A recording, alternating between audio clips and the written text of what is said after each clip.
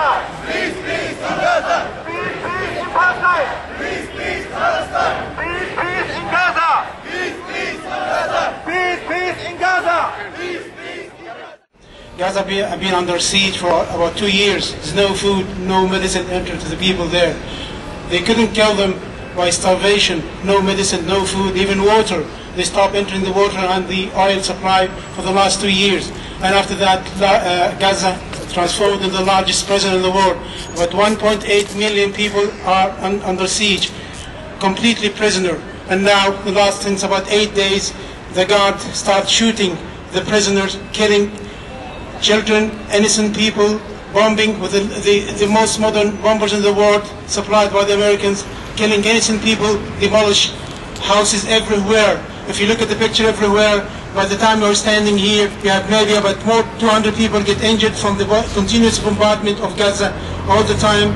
Nowadays, in the morning, maybe about 8 o'clock, about 425 people were killed. Maybe 2 hours later, the numbers increased, about 420. We should, all of us, will break the silence, trying to stop this killing of the innocent people, try to send the message to the politicians in EU, take a firm attitude against Israel. Simply ask them to stop the killing, maybe suspend the political relationship between the EU and Israel until they stop the killing, and after that you can normalize the relationship. We have to take an attitude. The normal people in the street here, they should be ashamed for what happened to the killing of innocent children. Please look at this picture of children being bombarded every day. They can't find even the medicine for them. Even nowadays, about maybe 2,700, 800 people are injured, but they cannot be treated. There's no simple medication to treat the injured people. Even the people, some supplies standing about the border, there's no way to get into the injured people. All of them being prevented from the supply, even the food, ordinary food. Who did not die from the killing or from the bombardment will die from the lack of food, from the lack of water. All of us ordinary people on the street, we should try to take an attitude here. Gaza may be the only occupied spot in the world, or they occupied some other small places are being occupied, but now these extreme forces are being used against innocent people. There's no armed in Gaza or anything. Just the people, we try to stop this mad killing of the innocent people. We should send a message from here to the politician in the EU, politician here in Dublin, to take a firm attitude against Israel. Or even the simple people in the street who try to boycott the Israeli goods, which is available here in a lot of shops around Ireland, everywhere, including down the store, disco. Simple, we have to take a firm attitude about the Israeli. Just stop killing the innocent people. Try to stop the invasion of Gaza. Please just keep the people, the ordinary people, living their normal life from here. We send the message from Cork to Dublin and to Brussels. Just stop killing of the innocent people. Stop slaughtering the children, please. Thank you.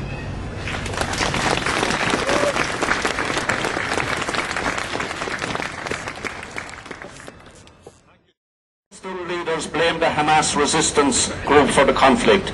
The media mostly goes along with this, or at best portrays it as a clash between two sides that are equally to blame. But Israel is a terror state, armed with F-16 fighter jets, helicopter gunships and tanks, that is attacking a largely impoverished and isolated people. The West has backed Israel to the hilt. Israel has launched its new assault in an attempt to wipe out any resistance to its dominance over the Palestinian people. It wants to destroy Hamas, which won the Palestinian elections in January 2006, because the organisation leads the struggle against the people's oppression. Israel carefully planned its latest butchery in Gaza. Defence Minister Barak asked the military to prepare an assault over 6 months ago, even as a truce with Hamas was being negotiated, according to the Israeli newspaper Haaretz. The recent assault was premeditated murder, not a response to Hamas's rocket attacks, as Israel supporters claim. The F-16 fighter jets used to bomb Gaza were paid for by the US government, that intends to hand Israel an average of $3 billion a year in military aid for the next decade. One of the world's most modern war machines, armed with tanks, helicopter gunships, warships and even nuclear warheads, is being mobilised against a population that Israel has sought to drive into medieval conditions. Gaza's 1.5 million people are crammed into a tiny strip of land. Half of the population are children, and half of these already suffer from post-traumatic stress disorder. Israel's economic strangulation of Gaza since June 2007 has shut down 95% of industry and left more than 3/4 of its population dependent on humanitarian aid for survival. Egypt, the second largest recipient of US aid in the Middle East, has colluded in this by sealing the only border that is not shared with Israel. And when Gaza's population, starved, imprisoned, bereaved, dares to resist, using the only weapons available to them, this becomes a pretext for more slaughter by the Israeli state. As the bombings began, one Israeli Defence Force officer boasted that his army would create the maximum number of casualties and that he would send Gaza decades into the past. Some world leaders have responded to Israel's violence with calls for a ceasefire. In doing so, they portray the conflict as a battle between equals, rather than a murderous assault by the US main ally in the Middle East. We have already seen what a ceasefire means to Israel. It has used the last official 6-month ceasefire with Hamas to prepare further military action and to tighten the blockade in Gaza. And rather than observing the ceasefire, Israel launched repeated raids that killed dozens of Palestinians, far greater than the number of Israelis killed by rocket attacks in the recent years. Israel's welfare minister, Isaac Herzog, this week said a humanitarian truce does not contradict preparations for a military operation. Why is this assault taking place, I ask?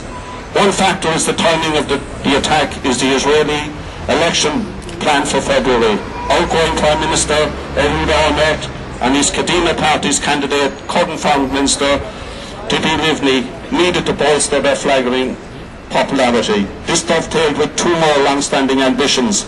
The first to shake off the humiliation of Israel's army faced at the hands of Hezbollah resistance movement during the 2006 invasion of Lebanon and prove that it could still serve the interests of the US in the region.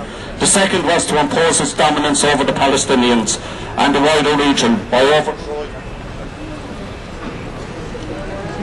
the democratically elected Hamas administration in Gaza. The aggression stems in part from the nature of Israel, a racist state founded on the mass expulsion of Palestinians and intrinsically bound to US imperialism in the Middle East. But it is the US war on terror that has created the context and terrain for the latest assault. The horror unleashed by Bush's wars on Afghanistan and Iraq, backed by Tony Blair and Gordon Brown, gave a green light to other states to launch their own versions, from Ethiopia's invasion of Somalia to Israel's earlier attack in Lebanon. US support for Israel today is part of a continuing desire to dominate the Middle East. The setbacks forced by both the US in Iraq and Afghanistan, as well as its inability to contain Iran, all make it more likely to back Israel. Regime change in Gaza would show that both Israel and the US still have the power to bully and subdue weaker governments in the region. This is clearly intended as a warning to Syria and Iran. Indeed, the Israeli government has repeatedly claimed that Hamas is a proxy for Iran. The Irish Foreign Minister Micheál Martin has condemned Israel's violence. However, this is at the same time as Ireland is supporting closer EU economic ties with Israel. Given Israel's brutal treatment of Palestinians, these ties should be broken and Israel should be treated as a pariah state like South Africa during apartheid. The Israeli government should be held accountable for its crimes against humanity and its complete disregard for human rights and democracy in Palestine. This can only come about if we exert people power, the same power that isolated South Africa and smashed apartheid there. Anger at the slaughter has sparked back demonstrations across the world in solidarity with the Palestinians, calling for an immediate end to the Israeli bombing and the blockade of Gaza. Millions of people are also demanding that Gaza's borders are opened. Any hope of a lasting peace in the Middle East will only be realised if there is justice for the Palestinian people. This means an end to the racist state of Israel and the so-called war on terror, which have produced more wars and instability. It is only a global mass movement of ordinary people that can bring this about. Thank you.